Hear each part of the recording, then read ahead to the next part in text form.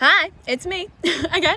Happy Wednesday, everyone. Today with Picticular, the fun movie sharing app, I want to do a video talking about amazing black directors who are pushing culture forward. Oh, just ate my hair. For this, we need to start with a little history of black directors, and for that, my film buff, amazingly positive and super inspiring buddy Tony is going to break it down for us. Go ahead, Jones. Thanks, Soph. Hi, everyone. I'm Tony.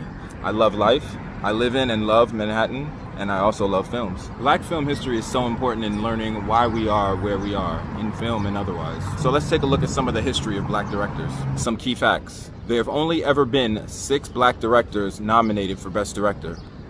That's 6. Next year will mark the 93rd Academy Awards, and never once has a black director won for Best Director. The first black director ever nominated for an Oscar was John Singleton for Boys in the Hood, and that was less than 30 years ago. Oscar Micheaux is widely known for being the first black director, making and producing race films such as The Homesteader. Look him up. One of my favorite quotes from a black director is from the very unique Spike Lee, who makes movies his way. Spike Lee said all directors are storytellers, so the motivation was to tell the story that I wanted to tell. That's what I love. Here's a fun fact for you. I went to elementary school and junior high school with Jordan Peele. We used to have playdates together. This was before Get Out and Us and all that scary stuff. Thank God. So black filmmakers are very important to me in my life, and hopefully to yours. One of my favorite young black directors happens to be writer-director Ryan Coogler, who started with Fruitvale Station and has now made his way into big budget films such as Black Panther and the upcoming Black Panther 2, not to mention Creed and its sequel. Very good director. Surprisingly enough, one of my favorite directors as well. And surprisingly enough, one of my favorite directors happens to be my favorite actor of all time, Denzel Washington. His work on the film Fences, both behind the camera and in front of it, was just stunning to me. The importance of black filmmakers to me is something that is so significant that I can't quite put into words. I think we as a people need voices that can be heard far and wide, since we've been silenced so much in our history. Thanks for listening, and please support black films and TV shows such as The Wire. Go watch The Wire, it's a classic. With that, back over to you, Soph. Thanks, Tony. You are a bloody legend, and I look forward to hearing from you again soon. Here at Picticular, it's about you guys. I want to hear what you have to say. It's better learning and sharing together. So first up is my friend Edward, and he is going to talk to us about his favorite black directors. Hello everybody, my name is Eddie and I'm a fashion photographer and filmmaker living in Jersey City, one of the most diverse in the whole entire United States. And with that said, it's very important to remember that in times like this, it's vital to amplify the voices of minorities, especially the black community. For example, in films, I want to share with you guys my favorite black directors. One of them is Ava DuVernay. She had directed movies like Selma and A Wrinkle in Time. 2 different movies, beautifully done. We have a Disney production in A Wrinkle in Time, and we have Selma, a movie that tells the story of a moment in time where the black community was looking for equal rights, especially through voting. I also want to highlight Ryan Coogler. He directed the movie Black Panther. The great thing about Black Panther is that it's a black cast, a black director that broke records on the box office, proving that minorities can sell tickets.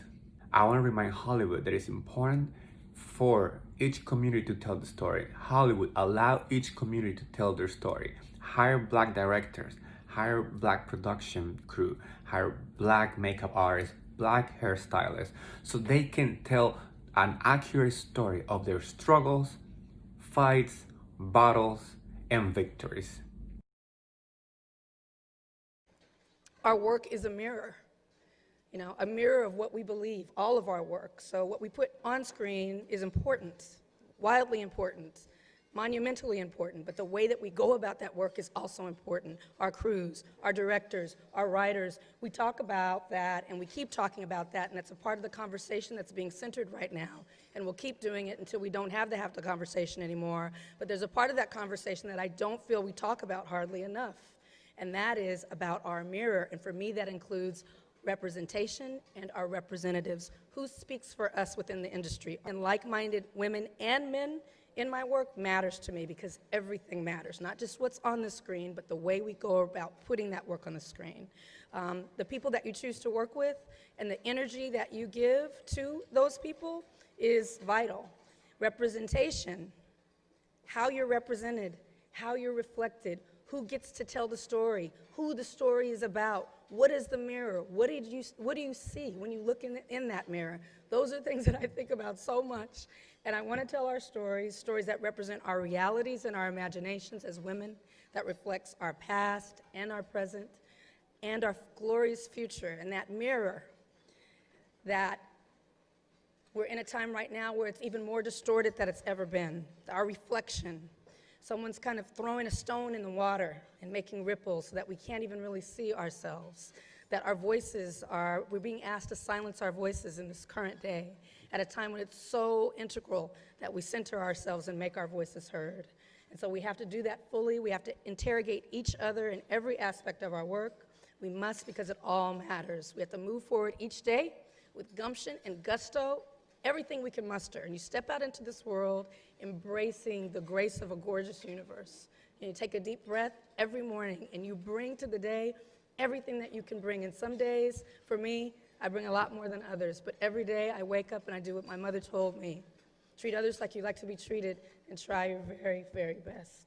And so we do our best wherever we are. We make change in large and small ways, and we do it for each other. Well, I've got a little fun fact for you guys. Jordan Peele majored in puppetry at Sarah Lawrence College, a liberal arts school in New York City. Apparently he was obsessed with puppets, but also because he felt puppetry was something he couldn't fail at. Eventually though, he fell in love with sketch and improv. I think there's a lot of contemporary choices when it comes to Black directors, but I'm going to pick somebody from my youth, and that's Gordon Parks. He was an amazing, amazing photographer, and he became famous, I guess, in the 1940s and 50s. He documented segregation and other aspects of Black life. Did a lot of work with Life magazine. In the 1950s, I believe, he started doing documentaries, and then he finally turned to feature films. And in 1969, he did an amazing film called The Learning Tree. It's a beautiful coming-of-age story set in, I think it's Kansas. And it's beautiful, it's heartbreaking, it's inspiring, it's just a wonderful movie. And he followed that up a few years later in 1971 with the iconic Shaft. What can you say about Shaft? I mean, it's just, it made us look like style kings and queens, badass. Great movie. And of course, I would say him and Melvin Van Peebles, who also came out with films at that time. They probably influenced a lot of Black directors and gave them hope for the future. And just those two films, I think, make him pretty legendary. And that wasn't the only thing that the man did. He did oil paintings, he composed music, he wrote books, and he was one of the co-founders of Essence magazine, which we still have today. So in other words, he took care of business. Now, as far as what's going on today, I think, in my opinion, the industry just needs to be more inclusive of everybody, not just people of color, everybody. And it's not just what's in front of the camera. We need more producers, investors, people on sets, the technical folks. It's about getting our stories told to the masses. That's what it's about.